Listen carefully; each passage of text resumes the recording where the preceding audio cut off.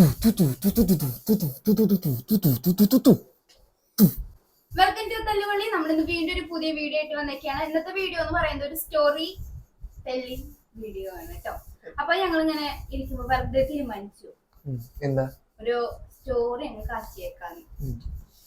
അപ്പൊ ഇന്ന് നമ്മൾ ഒരു കഥ പറച്ചിലാണ് നമ്മുടെ ഇന്നത്തെ വീഡിയോ. നമുക്ക് ഇഷ്ടമുള്ള കഥ പറയാം. ഒന്നെങ്കിൽ സിനിമ കഥയാവാം, അല്ലെങ്കിൽ നമുക്ക് പണ്ടത്തെ കാര്യങ്ങൾ നടന്നതാവാം, അല്ലെങ്കിൽ നമുക്ക് നമ്മൾ തന്നെ ഉണ്ടാക്കിയ പുതിയ ഒരു സിനിമ കണ്ടതിന്റെ അത് തന്നെ മാറ്റി നമുക്ക് പറയാം. എന്ത് വേണമെങ്കിലും പറയാം. ഞാൻ തീരുമാനിച്ചു എന്റെ ഒരു പഴയ മെമ്മറി നിങ്ങളോട് ഷെയർ ചെയ്യാന്ന് വിചാരിച്ചു കേട്ടോ. എനിക്കപ്പോ എന്താ തോന്നണേ അപ്പോൾ ഉള്ളത് ഞാൻ പറയും. നോക്കട്ടെ, ആദ്യമായി നമ്മൾ മൈക്ക് കൈമാറുന്നു. ഓക്കെ, സ്റ്റോറി എന്ന് പറയുമ്പോ പെട്ടെന്ന് എനിക്ക് ഏറ്റവും ആദ്യം സ്കൂള് നമുക്ക് ഏറ്റവും ഇഷ്ടമുള്ള ഒരു ഓർമ്മയാണ്. പഠിക്കുമ്പോൾ നമുക്ക് ഏറ്റവും ഇഷ്ടമില്ലാത്ത സ്ഥലം, പഠിച്ചിറങ്ങി കഴിഞ്ഞാൽ നമുക്ക് ഭയങ്കര വീണ്ടും ഒന്ന് പഠിക്കാൻ പറ്റിയെങ്കിൽ എന്ന് ആഗ്രഹിക്കുന്ന സ്ഥലമാണ് നമ്മുടെ സ്കൂൾ കേട്ടാ. എനിക്കിപ്പോഴും എൻ്റെ ഒന്നാം ക്ലാസ് ഒരു ചെറിയ ഓർമ്മ. ഞങ്ങൾക്ക് ഒന്നാം ക്ലാസ്സിൽ ഒരു പണ്ടൊരു ലത എന്ന് പറഞ്ഞ ഒരു ടീച്ചർ ഉണ്ടായിരുന്നു. ആള് വരാൻ വേണ്ടി അന്നൊക്കെ എന്നും സ്കൂളിൽ പോവും. ആ ടീച്ചറെ കാണാൻ, ടീച്ചർ വെറുതെ വരിക, ടീച്ചർ കൈ നിറച്ചപ്പോ എല്ലാവരും മിഠായി കൊണ്ടാ വരിക. അപ്പം ആളായിരുന്നു ഞങ്ങളുടെ ക്ലാസ് ടീച്ചർ. മിക്ക ദിവസം ആള് ലഡു മിഠായി ഒക്കെ കൊണ്ടുവരും.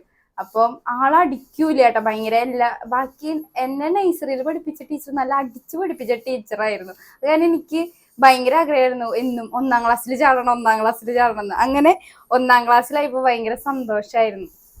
അതിനുശേഷം ആ ടീച്ചർ എന്നും പലഹാരങ്ങളൊക്കെ കൊണ്ടുവരും, നല്ല സ്നേഹമായിരുന്നു കേട്ടാ. അങ്ങനെ ഇരിക്കുമ്പോ ഞാൻ പക്ഷെ ടീച്ചറെ പറ്റില്ല. ടീച്ചർ ഭയങ്കര ഇപ്പൊ റിട്ടയർഡൊക്കെ, ഇപ്പോ അങ്ങനെയായി. ഇപ്പൊ ഇടയ്ക്ക് സ്കൂളിൽ വന്ന് വിസിറ്റ് ചെയ്യാറുണ്ട്. ഞാൻ പറയാൻ പോകുന്ന ടീച്ചറെ പറ്റിയിട്ടല്ല. എൻ്റെ ഫസ്റ്റ് ഫോട്ടോഗ്രാഫ്, ഞാൻ ഫസ്റ്റ് ക്ലാസ് ഫോട്ടോ ആയിരുന്നു കേട്ടോ. അതിന്റെ ഒരു മെമ്മറി എന്ന് പറഞ്ഞാൽ ഞാൻ ഫോട്ടോ എടുക്കലൊക്കെ കുറവായിരുന്നു. ഇപ്പോഴല്ലേ നമ്മൾ മൊബൈൽ ഫോണൊക്കെ സെൽഫി ആയാലും തുരുതുരാന്ന് ക്യാമറയിൽ ഫോട്ടോ എടുക്കലൊക്കെ. അന്നൊക്കെ വേണമെങ്കിൽ വർഷത്തിൽ ഒരു ഫോട്ടോ, അതാകെ നമ്മുടെ ക്ലാസ് ഫോട്ടോ ഉള്ളൂ. എൻ്റെ ഒക്കെ ചെറുപ്പത്തിലത്തെ ഫോട്ടോ എന്ന് പറഞ്ഞാൽ ക്ലാസ് ഫോട്ടോകൾ മാത്രം. പിന്നെ ID കാർഡിന്റെ ഫോട്ടോ. ID കാർഡ് ആയാലും എൻ്റെ ഒരു 5ാം ക്ലാസ് തൊട്ട് എനിക്കൊക്കെ ID കാർഡ് ഉണ്ടായിരുന്നുള്ളൂ. അപ്പൊ ക്ലാസ് ഫോട്ടോ എന്ന് പറയുമ്പോൾ അന്നൊന്നും ഫസ്റ്റ് ടൈം ഞാൻ 1ാം ക്ലാസ്സിൽ പഠിക്കുമ്പോൾ മാത്രമാണ് കളർ ഇട്ടുള്ളത്. ഒരു ക്രിസ്മസിന് മുൻപ്, ഓണത്തിന് ശേഷമായിരുന്നു. എനിക്കന്ന് ഭയങ്കര ഇഷ്ടമായിരുന്നു ഓറഞ്ച് കളർ, ഇങ്ങനെ ഉദിച്ചിക്കൂലോ. അന്ന് ഇങ്ങനെ മുടിയൊന്നുമില്ല, ഇങ്ങനെയാ ഇത്ര വെട്ടി ഇത്ര 1ാം ക്ലാസ്സിലല്ലേ നമ്മൾ കണ്ടില്ലേ കുഞ്ഞു കുട്ടികളുടെ പോലെ. അങ്ങനത്തെ ഒരു സെറ്റപ്പ് ആയിരുന്നു. ഓറഞ്ച് ചുരിദാർ, അന്നത്തെ ട്രെൻഡിനുള്ള ചുരിദാറും തിളങ്ങണ പളപള തിളങ്ങണ കുട്ടി ഷാളും അതൊക്കെ ഇട്ടുള്ള ഒരു ഇതായിരുന്നു. പിന്നെ എന്നിട്ട് രാവിലെ ഞാൻ ഒരുങ്ങി, തലയിൽ എന്തൊക്കെയോ പൂവൊക്കെ വെച്ചിട്ടുണ്ടായിരുന്നു തോന്നുന്നു. എന്നിട്ട് പോയിട്ട് എല്ലാ പിള്ളേരും ഞങ്ങളത് ആരെ ലുക്ക് എന്നൊക്കെ നോക്കാൻ വേണ്ടി, നീ ഭംഗിയുണ്ട്, ഞാൻ എന്നെക്കാട്ടും ഭംഗിയുണ്ട്, ആ ഒരു മോഡലായിരുന്നു എല്ലാവരും നിൽക്കണ്ടായിരുന്നത്. എന്നിട്ട് ഞങ്ങളായിരുന്നു നഴ്സറിക്കാരെ കഴിഞ്ഞിട്ടായിരുന്നു ഞങ്ങളുടെ ഫോട്ടോ ഇട്ടാ.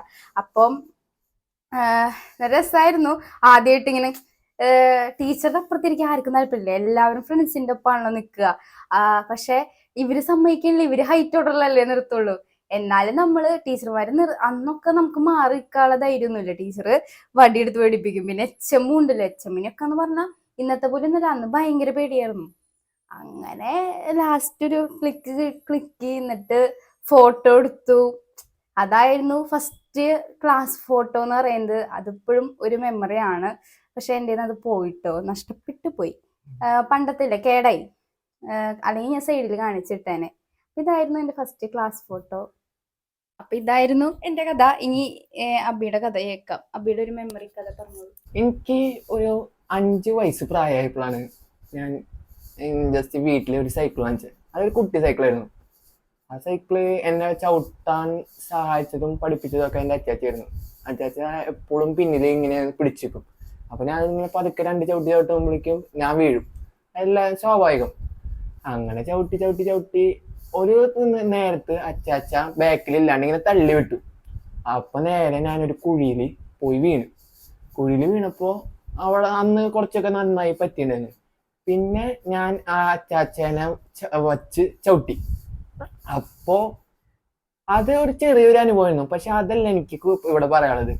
എനിക്ക് പറയാനുള്ളത്, ഞാൻ കുട്ടിക്കാലത്ത് നീന്താൻ പോയപ്പോ നീന്താൻ അറിയില്ലല്ലോ.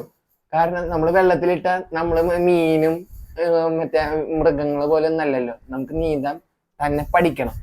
മൃഗങ്ങളും മീനൊക്കെ തന്നെ പഠിച്ചു.